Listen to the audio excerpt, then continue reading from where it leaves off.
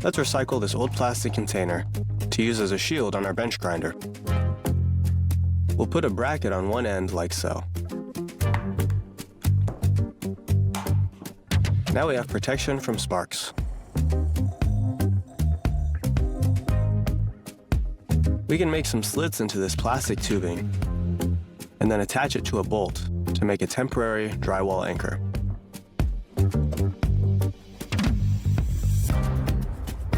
Now just an extra washer to make it more secure. Our next project is going to be a tool that helps us carve out hex nut indentations. We'll attach it to a bolt like so that it looks like this.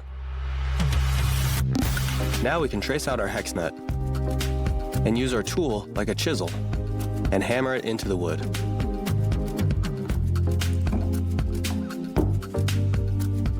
Now everything fits perfectly.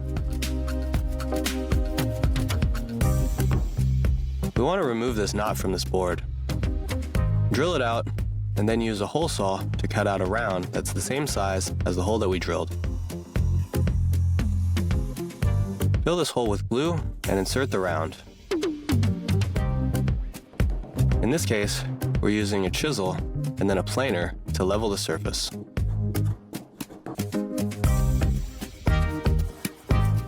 Let's create a tool that helps us easily cut out grooves in our foam panels. We'll drill these two pieces of wood together to make a right angle. Then we'll mount a snap blade to both sides of the tool. Now we can cut out a groove, which prevents a gap between these foam panels.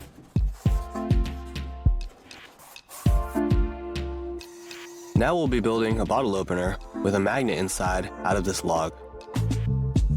We'll cut out a plank like so, and then we'll trace where we want the magnet to be. Then using a drill and chisels, we can carve out a hole big enough for the magnet. We'll take apart this clamp and use the metal piece as our can opener. We'll attach it to the side opposite the magnet. Then add a bit of varnish. And now when we open our bottles, the caps stick to the board instead of falling onto the floor. We can cut out a strip of metal from this old can and use it to help us tear off pieces of tape.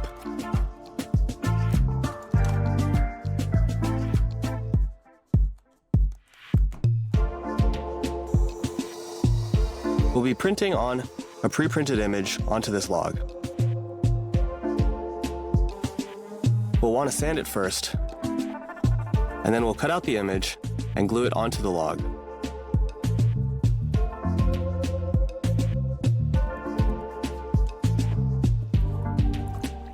After soaking in water, we can peel off the plastic adhesive.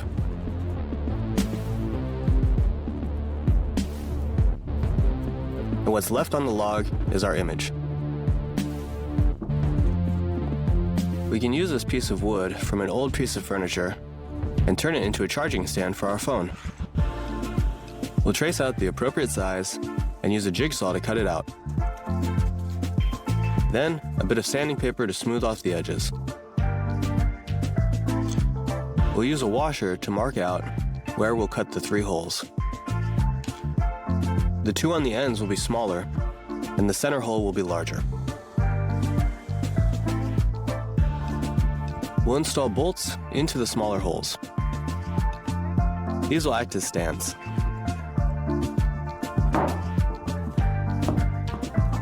Now we can pass our charger through the center hole to charge our phone. This large plastic bottle will make a really convenient garbage can. We'll mark out most of the top, but leaving a little strip with the cap. It should look like this. Now we can attach it to the cabinet door underneath the sink to easily discard any scraps. If we remove the handle from this large plastic bottle, we can bend the tabs like so. This gives us a quick and easy phone stand.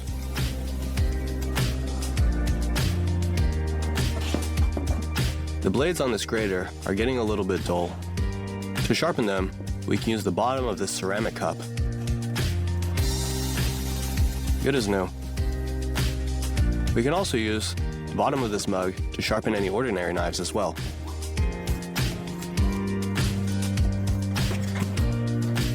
We need to pass some wire through this plastic tubing, and pushing it wouldn't be the best option. What we can do instead is cut out a little circle of foam that's about the same size as the tubing.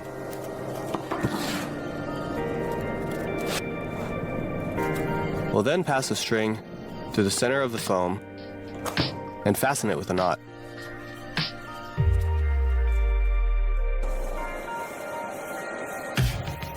Now we use the vacuum to suck up the string until it passes all the way through the plastic tubing.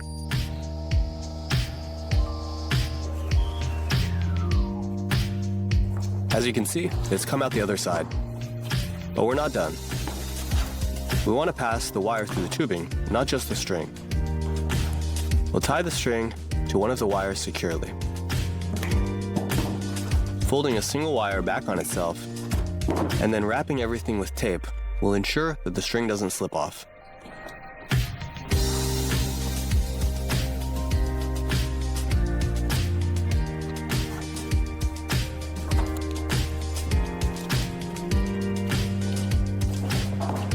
Now we'll pull the string from the other end to pass it through the tubing. Once it's passed all the way through, we'll cut off any excess wire and tie a simple overhand knot to make sure that the wire doesn't slip back into the tubing.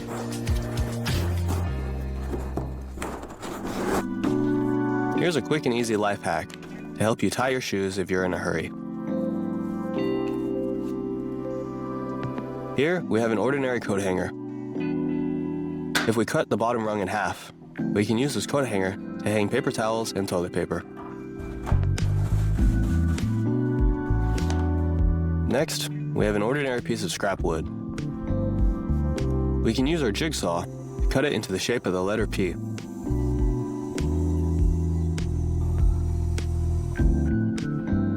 Then we'll hammer a nail onto the top. And we can use our new tool to help us open cans more easily.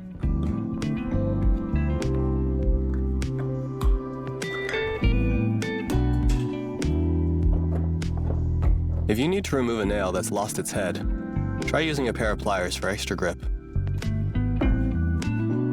Our next project will be building a mousetrap. Don't worry, this one isn't dangerous. Start by cutting out a board that's the same width as the bottle. We'll want to find the balance point on this bottle, and make 2 marks on both sides and drill holes where the marks are. We'll attach support beams to both sides of our board.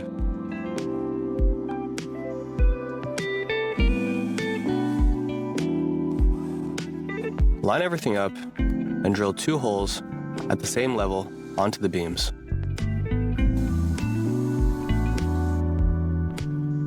Screw in 2 bolts on both beams and put the bolts through the holes of the bottle. Tighten the bolts. The bottle should rock back and forth like so. Now we'll cut out a little ramp. All that's left to do is leave some treats inside the bottle. And our last project of this episode is going to be a bird feeder. We'll connect 2 plastic bottles together. We'll just need to make a couple of holes in the bottles for the bird seeds.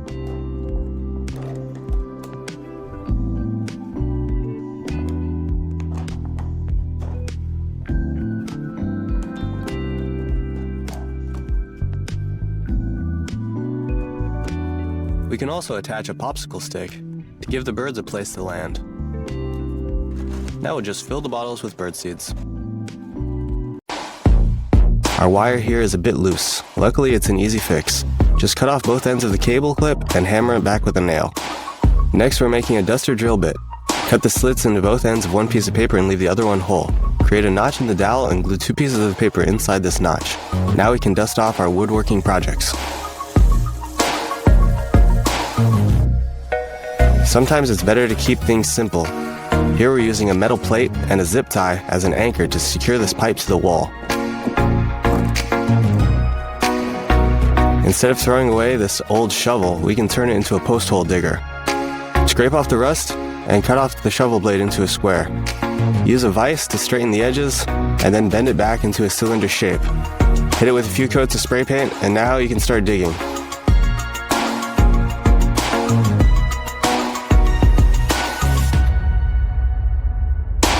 To make it easier to find the end of the tape, most people just fold the tape back on itself, creating a tab.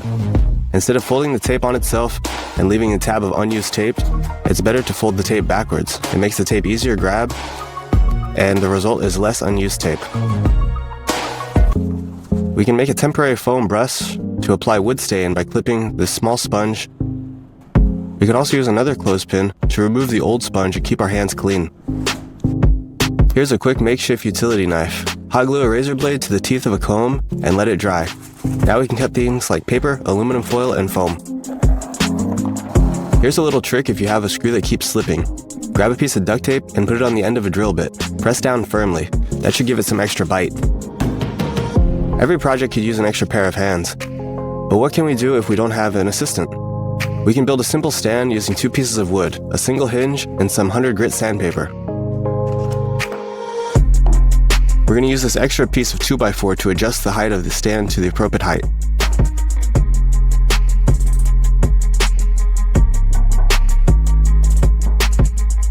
If you need to reseal a glass bottle, we can cut off the top of a plastic bottle and then use a lighter to heat the plastic around it until it shrinks around the edge of the glass bottle. We can turn this old bike chain into an adjustable homemade wrench. We'll secure some square tubing in a vise and weld on one of the ends of the chain to the outside. Then tuck the remainder of the chain inside the square tube. When ready to use, pull out the chain to the appropriate length, squeeze, and then twist. It looks like this chair is a little worn out.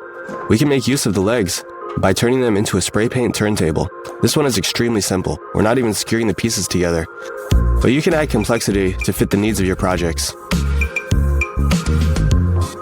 Next, we're making a DIY door closer to prevent the door from being slammed. Essentially, we're welding a nut to some rebar and then welding a spring perpendicular to the rebar. Next, we'll create a frame to hold everything together. Secure the spring, then pass the bolt through the nut like so, and secure it on both ends. Now we'll mount the door closer to the wall, then pass the rebar through the bracket and mount the bracket itself to the door.